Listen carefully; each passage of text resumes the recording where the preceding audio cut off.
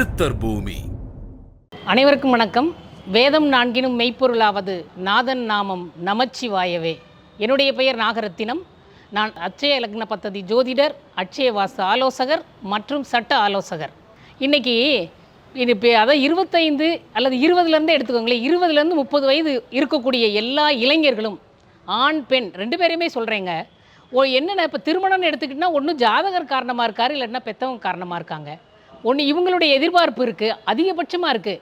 நான் பார்த்த ஜாதகத்தில் இது ரொம்ப வியந்து போன விஷயம், நான் மிகவும் வருத்தப்பட்ட விஷயமும் கூட. என்னவென்றால், அவருடைய அந்த பெற்றோரின் அந்த தந்தையினுடைய எதிர்பார்ப்பு, தனக்கு வரக்கூடிய மருமகள் என்ன சாப்பிடணும்னா, அவங்க கட்டாயமாக இறைச்சி சாப்பிடக்கூடாது, அவர் வெஜிடேரியன் மட்டும்தான் சாப்பிடணும்.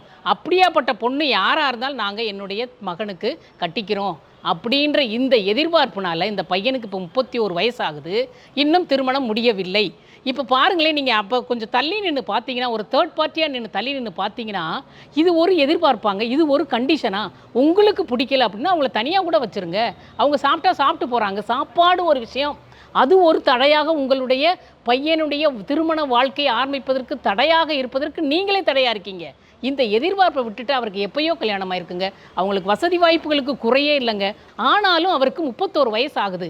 என்னென்னா திருமணம் நடக்க மாட்டேங்குது. நீ வெஜிடேரியன் பொண்ணு சாப்பிட்ற பொண்ணு தான் வேணும்னா அவங்க எங்கே போய் கண்டுபிடிப்பாங்க? இனிமே போய் பிரம்மாட்ட போய் தனியாக சொல்லி, பிரம்மா எனக்கு இறைச்சி சாப்பிடாத ஒரு மருமகளை எனக்கு ரெடி பண்ணி கொடுன்னு இவர் தனியாக ஒரு கோரிக்கை வச்சு ஒரு வேறு உலகத்துக்கு போய் கேட்டு வந்தால் தாங்க அந்த பையனுக்கு திருமணம் நடக்கும். இப்படி இது ஒரு மிகப்பெரிய எதிர்பார்ப்பு. இந்த மாதிரி ஒரு ஏற்றுக்கொள்ள முடியாத எதிர்பார்ப்பு இருந்தால் எப்படி நடக்கும்? நம்மளே அப்போ இந்த தந்தையே அந்த பையனுடைய திருமணத்தை தடை செய்கிறார். இன்னொரு பக்கம் பார்த்தீங்கன்னா, இப்போ இருக்கிற ஜாதகம், அதாவது ஆண்கள் பெண்கள் என்ன பண்ணுறாங்கன்னா, ஒரு 25 வயசு ஆகினவுடனே அவங்க என்ன பண்ணுறாங்க, படிப்பு முடிச்சிடுறாங்க, நல்ல அருமையான வேலையில் போய் உட்காந்து செட்டில் ஆகிடுறாங்க. அப்போ என்ன பண்ணுறாங்க, அவங்க பேரண்ட்ஸே அவங்கள ஒரு வீடு வாங்க சொல்லி, இஎம்ஐயை போட சொல்லி, எல்லாத்துக்கும் இஎம்ஐயில் இவங்களை சிக்க வச்சுட்டு, அப்புறம் போய் இங்கே போய் நான் மாப்பிள்ளை பார்க்குறேன்னு சொன்னால் அந்த பொண்ணு என்னங்க சொல்லும்? அந்த பொண்ணு என்ன சொல்லும்? நான் இதெல்லாம் கட்டி முடிச்சுட்டு செட்டில் ஆகிட்டு போய் கல்யாணம் பண்ணுறேன் அப்படின்னு சொல்லும். அப்போ இந்த சூழலை பாருங்களேன், இப்படி ஒரு சூழல் அவங்களுக்கு அந்த இப்போ இருக்கக்கூடிய பெண்களுக்கும் ஆண்களுக்கும் இளைஞர்களுக்கும் அமைந்து விடுகிறது. இன்னொரு சூழல் என்னென்னா, இந்த இப்போ இருக்கிற இவங்களாம் அவங்களுக்கு அந்த உணர்வுகளே இல்லை, திருமணம் பண்ணணும் அப்படின்ற உணர்வுகளே இல்லாமல் இருக்காங்க. ஆமாம், ஜஸ்ட் லைக் தட், நான் பாட்டுக்கு என்கிட்ட படிப்பு இருக்குது, கையில் சம்பாத்தியம் இருக்குது, நான் பாட்டுக்கு என் வாழ்க்கையை லீட் பண்ணிட்டு போய்க்கிறேன். இதுக்கு எதுக்கு நான் போய் இன்னொரு சிக்கலில் இன்னொரு உறவு முறையில் போய் நான் சிக்கி அவங்கள பேலன்ஸ் பண்ண தெரியாமல் நான் அதை விட்டு எப்படிங்க எதுக்குங்க போய் அதில் போய் சிக்கிக்கணும்? எனக்கு அவங்கள பற்றி ஒரு இதுவே இல்லையே, நான் எப்படி போய் அதில் சிக்கிறது அப்படின்னு அவங்க கேட்குறாங்க. இப்போ இவங்க பூரா எப்படி இருக்காங்கன்னா, அந்த திருமணத்தை பார்த்தாலே ஒரு வெறுக்கக்கூடிய சூழ்நிலை இருக்குது. அவங்க உடம்புல என்ன, அவங்க அந்த உணர்வுகளுக்கே இடமளிக்காமல் தங்களை அவர்கள் மறைத்து கொண்டு வெறும் இந்த சூழலுக்கு தகுந்த மாதிரி வாழ்ந்து கொண்டிருக்கிறார்கள்.